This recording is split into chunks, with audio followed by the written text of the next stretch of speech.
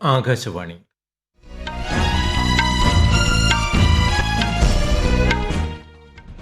നമസ്കാരം. വാർത്തകൾ വായിക്കുന്നത് ഉദയൻ കിളിയന്നൂർ.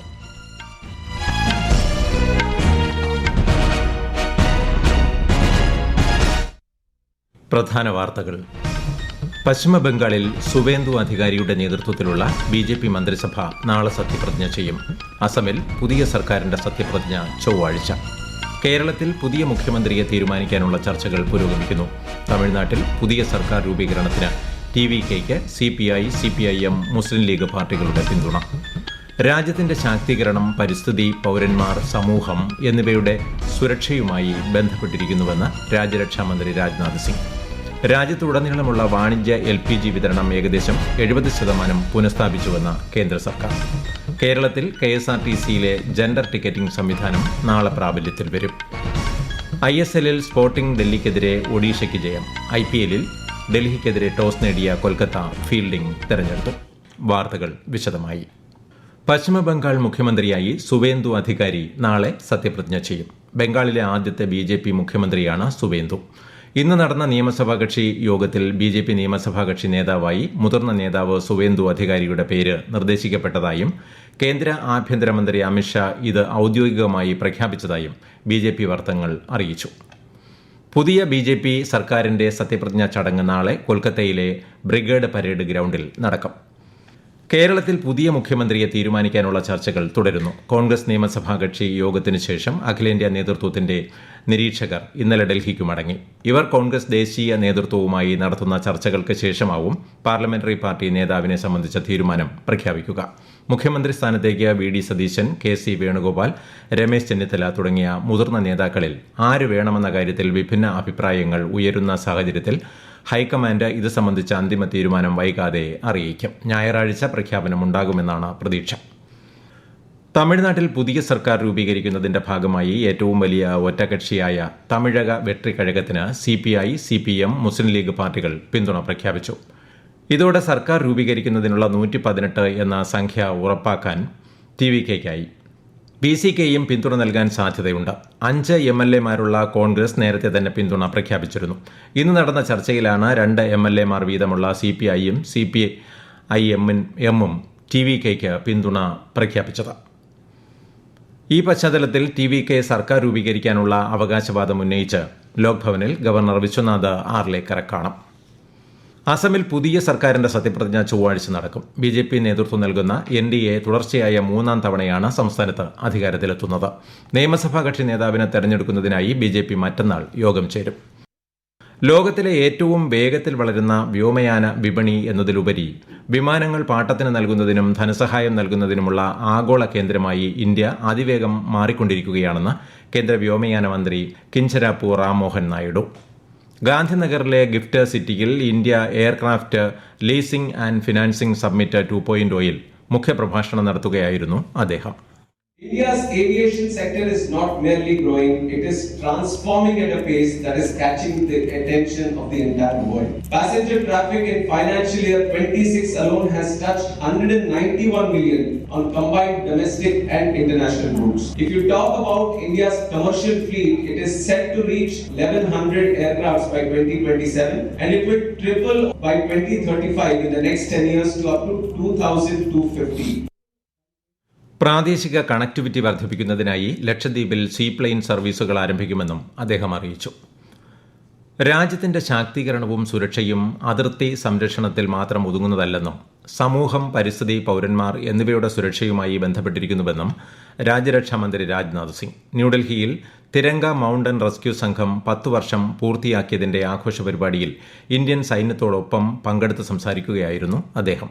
ഹിമാലയം പോലുള്ള വിദൂരവും തന്ത്രപ്രധാനവുമായ മേഖലകളിൽ രക്ഷാപ്രവർത്തനങ്ങളിൽ തിരങ്ക റെസ്ക്യൂ സംഘം സായുധസേനയ്ക്ക് ശക്തമായ പിന്തുണയാണ് നൽകുന്നതെന്നും രാജ്യരക്ഷാമന്ത്രി ചൂണ്ടിക്കാട്ടി. 2026 നിയമസഭാ തെരഞ്ഞെടുപ്പുകളുടെയും ഉപതെരഞ്ഞെടുപ്പുകളുടെയും ഇൻഡെക്സ് കാർഡുകളും സ്റ്റാറ്റിസ്റ്റിക്കൽ റിപ്പോർട്ടുകളും പുറത്തിറക്കി കേന്ദ്ര തെരഞ്ഞെടുപ്പ് കമ്മീഷൻ.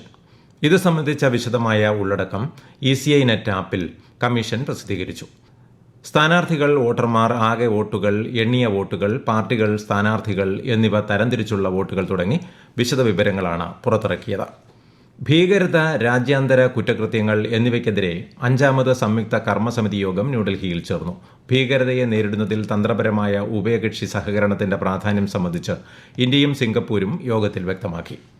അതിർത്തി കടന്നുള്ള ഭീകരത ഉൾപ്പെടെ എല്ലാത്തരം ഭീകരതയെയും ശക്തമായി അപലപിക്കുന്നതായും ഭീകരതയോട് സഹിഷ്ണുതയില്ലാത്ത നയം ആവർത്തിക്കുന്നതായും യോഗം വ്യക്തമാക്കി. ഈ വാർത്തകൾ ആകാശവാണിയിൽ നിന്ന്.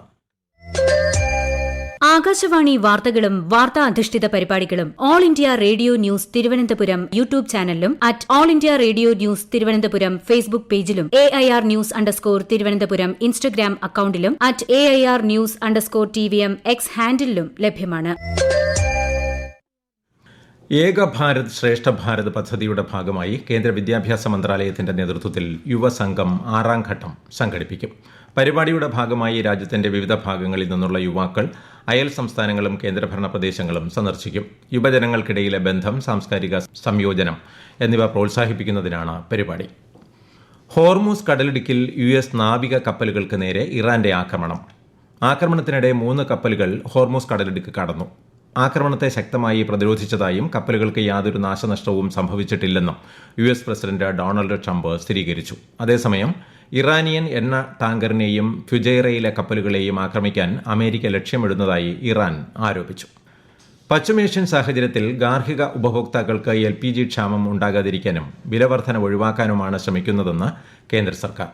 രാജ്യത്തുടനീളമുള്ള വാണിജ്യ LPG വിതരണം ഏകദേശം 70% പുനഃസ്ഥാപിച്ചുവെന്ന് ന്യൂഡൽഹിയിൽ നടന്ന അന്തർ മന്ത്രാലയ വാർത്താ സമ്മേളനത്തിൽ പെട്രോളിയം പ്രകൃതിവാതക മന്ത്രാലയ ജോയിന്റ് സെക്രട്ടറി സുജാത ശർമ്മ പറഞ്ഞു.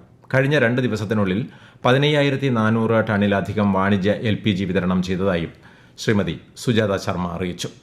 भारत सरकार ने ये कोशिश की अभी तक कि कोई प्राइस इंक्रीज ना हो और इसके लिए एक्साइज ड्यूटी भी कम की. इसके अलावा और भी बहुत सारे कदम लिए, जैसे कि रिफाइनरीज के अंदर LPG प्रोडक्शन को इंक्रीज करना, PNG कनेक्शंस को प्रमोट करना, हमारे फर्टिलाइजर प्लांट्स को भी धीरे धीरे बढ़ाया गया और अब लगभग 98% तक उनकी सप्लाई इंश्योर की गई है. അമേരിക്കൻ ഭരണകൂടം ഏർപ്പെടുത്തിയ 10% ആഗോള ഇറക്കുമതി തീരുവ നിയമവിരുദ്ധമാണെന്ന് US ഫെഡറൽ കോടതി വിധിച്ചു. നിയമപ്രകാരം ഗുരുതരമായ വിദേശ നാണ്യ വിനിമയ പ്രതിസന്ധി നിലവിലുണ്ടെന്ന് തെളിയിക്കാൻ സർക്കാരിന് കഴിഞ്ഞില്ലെന്ന് കോടതി നിരീക്ഷിച്ചു. ഈ കേസുമായി ബന്ധപ്പെട്ട കമ്പനികളിൽ നിന്ന് നികുതി ഈടാക്കുന്നത് ഉടൻ നിർത്താനും ഇതിനകം അടച്ച തുക തിരികെ നൽകാനും കോടതി നിർദ്ദേശിച്ചു.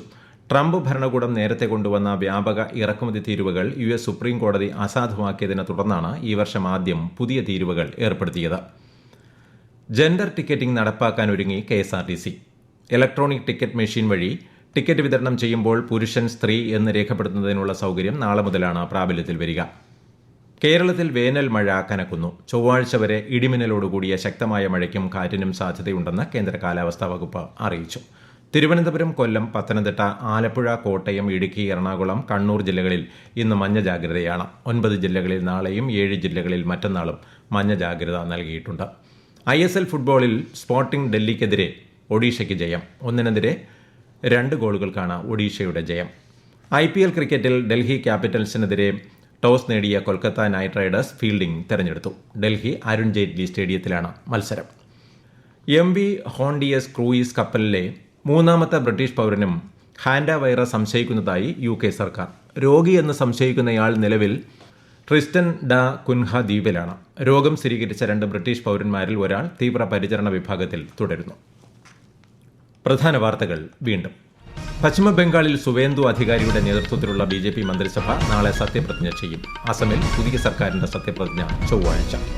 കേരളത്തിൽ പുതിയ മുഖ്യമന്ത്രിയെ തീരുമാനിക്കാനുള്ള ചർച്ചകൾ പുരോഗമിക്കുന്നു. തമിഴ്നാട്ടിൽ പുതിയ സർക്കാർ രൂപീകരണത്തിന് TVKയ്ക്ക് CPI, CPIM, മുസ്ലിം ലീഗ് പാർട്ടികളുടെ പിന്തുണ. രാജ്യത്തിന്റെ ശാക്തീകരണം പരിസ്ഥിതി, പൗരന്മാർ, സമൂഹം എന്നിവയുടെ സുരക്ഷയുമായി ബന്ധപ്പെട്ടിരിക്കുന്നുവെന്ന് രാജ്യരക്ഷാ മന്ത്രി രാജ്നാഥ് സിംഗ്. രാജ്യത്ത് ഉടനീളമുള്ള വാണിജ്യ LPG വിതരണം ഏകദേശം 70% പുനഃസ്ഥാപിച്ചുവെന്ന് കേന്ദ്ര സർക്കാർ. കേരളത്തിൽ KSRTCയിലെ ജെൻഡർ ടിക്കറ്റിംഗ് സംവിധാനം നാളെ പ്രാബല്യത്തിൽ വരും. ISLൽ സ്പോർട്ടിംഗ് ഡൽഹിക്കെതിരെ ഒഡീഷയ്ക്ക് ജയം. IPLൽ ഡൽഹിക്കെതിരെ ടോസ് നേടിയ കൊൽക്കത്ത ഫീൽഡിംഗ് തെരഞ്ഞെടുത്തു. വാർത്തകൾ കഴിഞ്ഞു. അടുത്ത വാർത്താ പ്രക്ഷേപണം 8:35.